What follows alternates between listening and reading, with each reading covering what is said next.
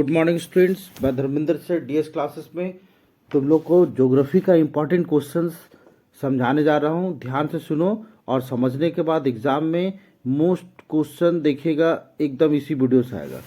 चलिए अब first question देखिए। फर्स्ट क्वेश्चन बोलता है हाँ, विच one of the following type of the resources is iron. कौन सा इसमें रिसोर्सेज ऐसा है जो आयरन ओर है। ठीक है, इसमें तो फर्स्ट है renewable, biotic, flow, non renewable. तो देखिए ये जो होता है नॉन रिन्यूएबल है ना, iron ore is a natural resources which is found in the है ना लिमिटेड क्वांटिटी। ठीक है, limited quantity on our the planet. It is used up faster than it can be found by the natural process, hence it is non renewable. ठीक है, तो ये आपका क्या हो गया, इसका आंसर जो हो गया आपका नॉन रिन्यूएबल। ठीक,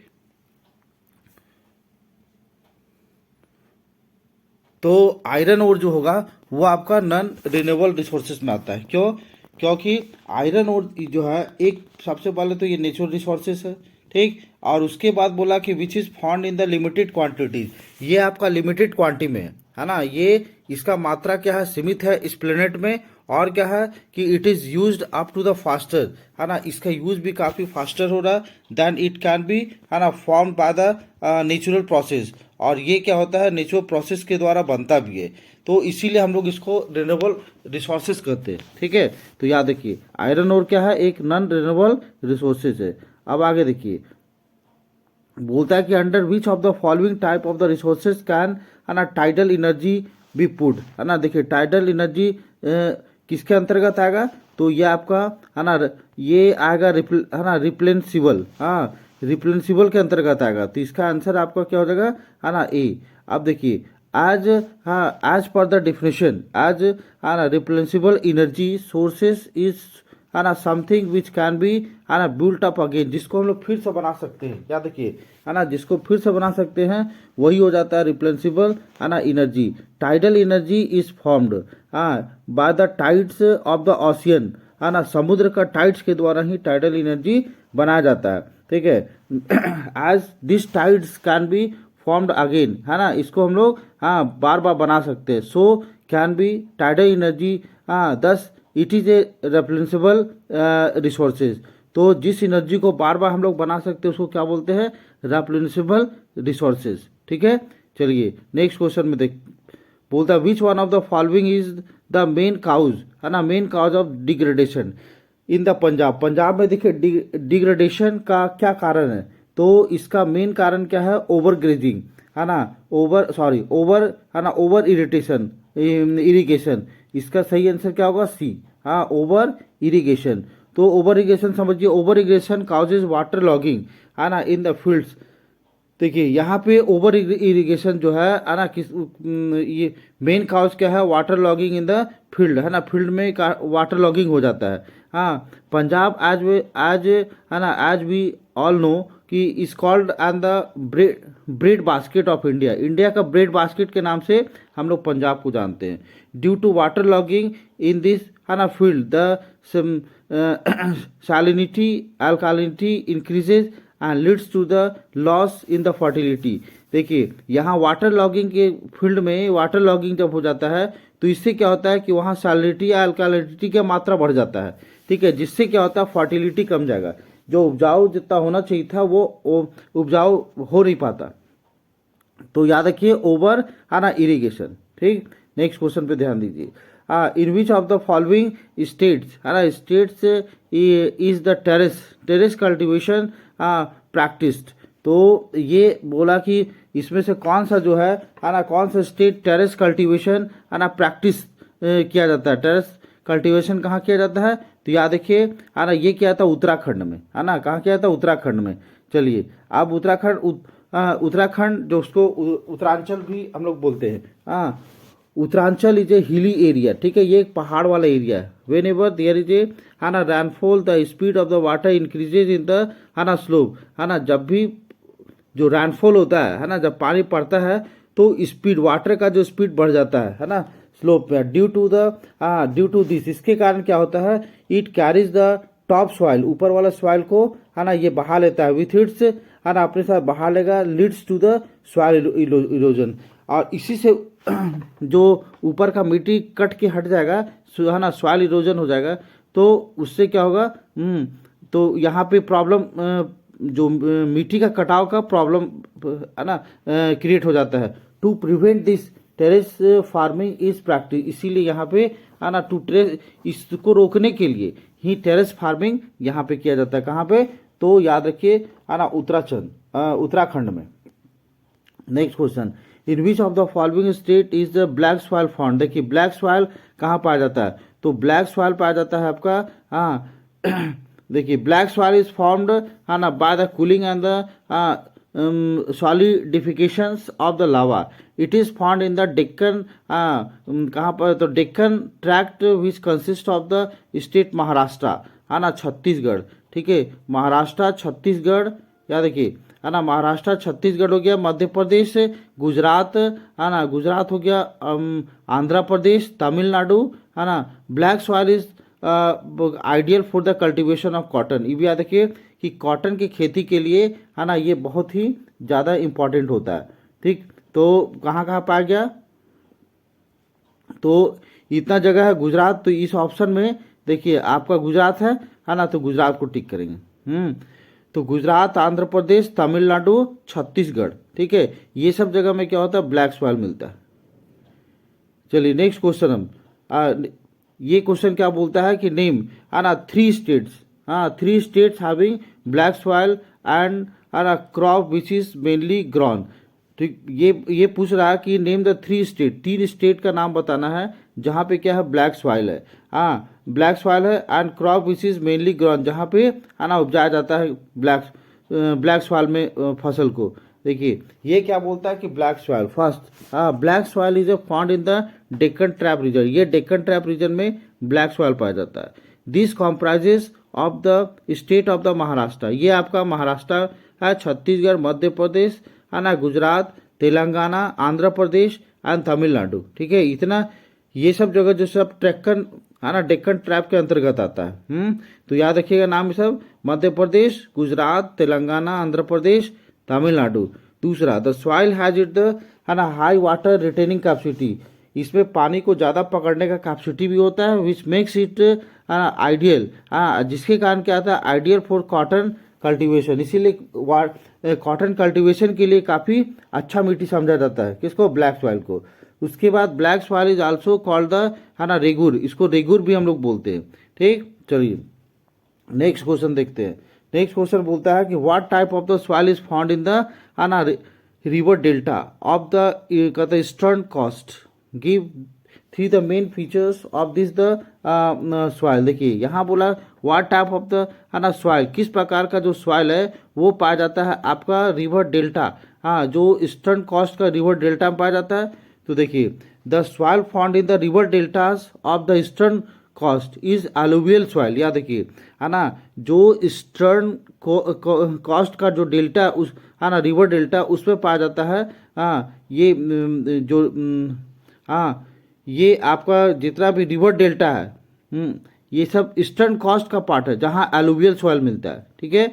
the main characteristics of the soil, इसका देखिए इसका मेन गुण क्या है इस सॉइल का, फर्स्ट में these soils have and the adequate proportion of the potash, phosphoric acid and lime। देखिए इस मिट्टी में है ना मिट्टी में क्या क्या पाया जाता है, तो याद रखिए पोटास पाया जाता है, फास्फोरिक एसिड पाया जाता है, हाँ और लाइम पाया जाता है। This makes the soil ideal for the growth of the sugarcane, इसीलिए क्या होता है शुगर केन के लिए काफ़ी ये है ना अच्छा मिट्टी होता है ना। शुगर केन हो गया, पैडी है, वीट है ना, other serial and the pulse crop. तो ये सब याद रखिए, ये सब जो फसल है हाँ sugarcane, paddy, wheat, other cereal, इसके लिए क्या होता है ये जो एलुवियल सॉइल जो होता है वो काफ़ी ज़्यादा अच्छा माना जाता है।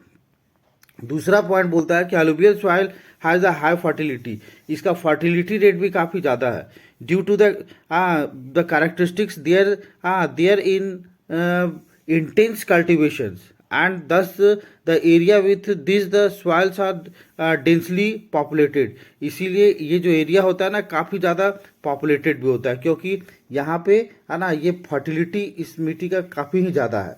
ठीक, और नेक्स्ट पॉइंट इसका देखिए, उसका ड्रायर एरिया हैव मोर अल्कालिन। ठीक है, जो ड्रायर एरिया है हाँ वो काफ़ी अल्कालिन होता है, content in the soil. It can B है ना मेड प्रोडक्टिव आफ्टर है ना प्रॉपर ट्रीटमेंट। जब ट्रीटमेंट यदि अच्छा से कर दिया जाए तो ये काफ़ी ज़्यादा उपजाऊ बन जाता है। ठीक है, तो ये सब क्वेश्चन काफ़ी इंपॉर्टेंट है आपके लिए। ठीक है, चलिए अब ध्यान से देखिए नेक्स्ट क्वेश्चन। यहाँ बोलता है what step can be taken to control soil erosion in the hilly area. Hilly area में यदि सॉइल इरोजन को रोकना है तो वो कैसे रोक सकते हैं। ठीक है, देखिए इन the hilly area soil erosion can be control. But देखिए कैसे कंट्रोल करेंगे, तो नंबर 1 पहले ploughing across the contour line. सबसे पहले प्लफिंग करना है across the contour lines can slow down the water flow in the slope. इससे क्या होगा कि वाटर फ्लो रुकेगा। ठीक है ना, this is known as the contour ploughing के नाम से इसको हम लोग जानते हैं। तो सबसे पहले क्या बोला कि ploughing across the control line है ना, यहाँ पे प्लफिंग क्या करना है, ये कंट्रोल लाइन जो है ना वहाँ उसके क्रॉस प्लफिंग करना है जिसके कारण क्या होगा है ना कि जो स्लोप है ना, स्लोप में जो फ्लो होगा थोड़ा सा डाउन होगा। This is known as the control ploughing, इसी को हम लोग कंट्रोल प्लफिंग बोलेंगे। दूसरा कहता है making use of the terrace farming. उसके बाद हम लोग को किसका यूज करना है, बनाना है टेरेस है ना, terrace farming techniques to prevent the water है ना, water take away the top soil and causes the erosion. देखिए उसके बाद सेकेंड तरीका क्या बताया कि हम लोग को हमेशा यूज करना है टेरेस फार्मिंग टेक्निक्स। ठीक है, ये क्या करेगा, प्रिवेंट करेगा है ना कि वाटर को जो बहा के जो ले जा रहा है ना वो रुकेगा। ठीक, नंबर 3 उसका यूजिंग करेंगे हम लोग है ना, क्या यूजिंग करना है, strip of the grass to check erosion by the है ना विंड एंड द वाटर। ठीक है, उस हम लोग को यूज करना है स्ट्रिपिंग ऑफ ग्रास। इससे भी क्या होता है, चेक कर सकते हैं इरोजन को है ना, विंड का इरोजन या वाटर के इरोजन को हम लोग रोक सकते हैं। ठीक है, तो this divides the wind forces and the cause less damage. इससे क्या होगा, डैमेज कम होगा। नेक्स्ट क्वेश्चन देखिए, बोलता है कि what are the biotic and abiotic resources. Given some example. देखिए बायोटिक और अबायोटिक रिसोर्सेज के बारे में क्या जानते हैं हम लोग, ये भी इंपॉर्टेंट क्वेश्चन है। देखिए biotic resources are the resources which are provided from the biosphere are called the biotic resources. देखिए इसको क्या बोलते हैं, बायोटिक रिसोर्सेज को, तो वो जो है ना कहता है the resources which are provided from the biosphere, जो बायोस्फीयर से हम लोग को मिलता है उसको कहता है बायोटिक रिसोर्सेज कहते हैं। जैसे जिसमें फिश आ गया, फ्लोरा फौना है ना, ये सब बायोटिक रिसोर्सेज में आता है। और अबायोटिक हो गया ऑल है ना, all the things which are non living, जो नॉन लिविंग है ना, जिसमें लाइफ नहीं होता है, are called the abiotic resources. इसमें इसका एग्जांपल हो गया रॉक एंड द मेटल्स। ठीक है, तो बायोटिक में जान होगा, अबायोटिक में जान नहीं होता। चलिए नेक्स्ट क्वेश्चन देखिए, बोलता है कि explain land use pattern in India and why has the land under the forest not increased much है ना सिंस 1960-61। देखिए यहाँ बोलता है एक्सप्लेन लैंड है ना यूज पैटर्न को समझाना है। ठीक है, इंडिया में and why has the land under the forest not increase, नहीं बढ़ा है 1960 ये बढ़ा क्यों नहीं है, सो पूछ रहा। देखिए यहाँ बोलता है India has a total geographical area जो है आपका 32.87 लाख स्क्वायर किलोमीटर है। As per the land use data है ना, यदि डाटा देखते हैं तो ओनली 93% है ना इज अवेलेबल टू अस, हम लोग के लिए मात्र 93% अवेलेबल है। ठीक है, of the 93% 43.4% is sown area, 22.6 है ना इज द फॉरेस्ट, उसके बाद कवर 4.4% इज है ना cultivated waste, 7.3% is the current fallow, 4% is है ना pastures cover and 1% is tree cover. ठीक है, तो ये सबका डिस्ट्रीब्यूशन हो गया आपका। तो बोलता है कि द नेट है ना sown area pattern varies greatly from the state to the another, the forest cover forest cover is the country ना country is the lower than the ideal 33% as outlined in the national forest policy formulated in the year 1952. Percentage of the forest is needed to increase in order to maintain the ecological balance, है ना। तो ये तो बढ़ाने का जरूरत है। The forest cover did not increase since the 1961 due to the following reason. देखिए ये बढ़ा नहीं है, इसके पीछे रीजन क्या है? improper use land has the caused degradation and the loss forest। देखिए सबसे पहला तो improper यूज हुआ है ना, जो है ना लैंड का जो यूज है वो improper हुआ है, और ये डिग्रेडेशन और फॉरेस्ट के लॉस का पहला रीजन बता रहा। ठीक, दूसरा है कि ever increasing deforestation to meet the needs of the increasing population। देखिए दूसरा रीजन इसका बताता है कि डिफॉरेस्टेशन के बढ़ने से भी ये भी हमारा कारण बन रहा। नेक्स्ट कारण है कि लार्ज स्केल डेवलपमेंट है ना, project industrialisation and urbanisation have reduce the forest cover. ठीक है, तो ये सब जो कुछ रीजन है, और इसी कारण क्या हुआ कि लैंड बढ़ा नहीं है। ठीक है, चलिए नेक्स्ट क्वेश्चन देखते हैं। आना have you technical and economic developments led to the more consumption of the resources. यहाँ देखिए, यहाँ बोलता है कि हाउ है ना, how have the technical and economic development है ना, कैसे टेक्निकल और इकोनॉमिक डेवलपमेंट हम लोग को led to more consumption of the resources, ज़्यादा है ना रिसोर्सेज का यूज बनाया जा सकता है। तो देखिए सबसे पहले रीजन है कि technology has led to the development of the various type of the ना industries which led to increase in the resources. देखिए जब टेक्नोलॉजी में डेवलपमेंट आएगा तो ऐसे कंडीशन में रिसोर्सेज का यूज हम लोग तो कर ही सकते हैं।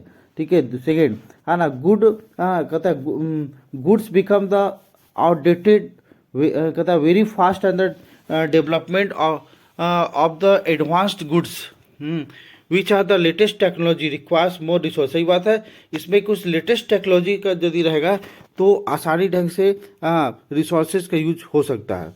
Number 3, increase in the population, increase in the population and improved in the medical facilities has also increase demands for the more resources. देखिए है ना, जब पॉपुलेशन में यूज इंक्रीज होगा और इम्प्रूवमेंट हो जाएगा कहता मेडिकल फैसिलिटी में।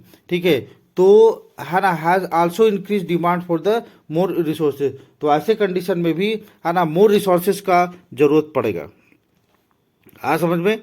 चलिए ठीक है, अब ये क्वेश्चन है ना, कहता have discuss in the class how to the conserve various resources use in your school. ये सब कोई क्वेश्चन वैसा इंपॉर्टेंट क्वेश्चन नहीं है, इस पे ध्यान मत दीजिए।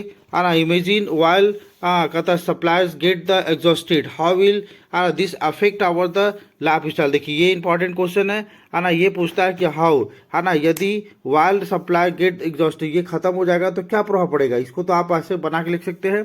ठीक है, while is a basic necessity, ये बहुत ही आवश्यक का चीज़ होता है ना, कहता है ऑफ इकोनॉमी डेट है ना, इकोनॉमी टुडे। ठीक है, आज के डेट में वाइल का बहुत ही ज़्यादा जरूरी है। It is used in the almost everything, सभी चीज़ में इसका यूज होता ही है। इफ इट है ना गेट द एग्जॉस्टेड, यदि ये खत्म हो जाए, it can affect the economy and the living in the worst of the ways, ये काफ़ी ज़्यादा नुकसान पहुंचाएगा। सम ऑफ देम, देखिए सबसे पहले electricity which is basic necessity of the today's world. ये जो इलेक्ट्रिसिटी है ना, ये बेसिक नीड में आता है ना, तो will come to be halt if there is no electricity, no refrigerator, no air conditioner, no phones. तो सोचिए कितना ज़्यादा प्रॉब्लम हो सकता है। तो दूसरा देखिए, प्रोडक्शन वुड कम्प्लीटली स्टॉप, सबका प्रोडक्शन भी रुक सकता है। we would be deprived of the almost है ना everything, even the vegetables will not be available है ना, वेजिटेबल भी अवेलेबल नहीं होगा। ठीक है, ऑल, उसके बाद का पॉइंट देखिए, all transportation would come to be halt, सब का सब जहाँ तहाँ रुक जाएगा, ठीक। रोडवेज और हाईवेज एवरीथिंग विल स्टॉप, सब का सब। हाँ, सोचिए, वाइल का यदि प्रोडक्शन कम हो जाए तो ऐसे कंडीशन में कोई काम सही ढंग से नहीं होगा। Technology advancement will also slow down, जो टेक्नोलॉजी जितना तेज गति से बढ़ रहा है ये भी आपका पीछे हो जाएगा, ठीक है। Without electricity we will go on a back in the stone age, industries will halt, growth in the agriculture area will stop completely. तो हम लोग के बीच में किसी भी प्रकार का डेवलपमेंट होना पॉसिबल नहीं है। तो ये सब इतना इम्पोर्टेंट था। और कुछ क्वेश्चन देखते हैं, ये सब वैसा कोई क्वेश्चन इम्पोर्टेंट नहीं है।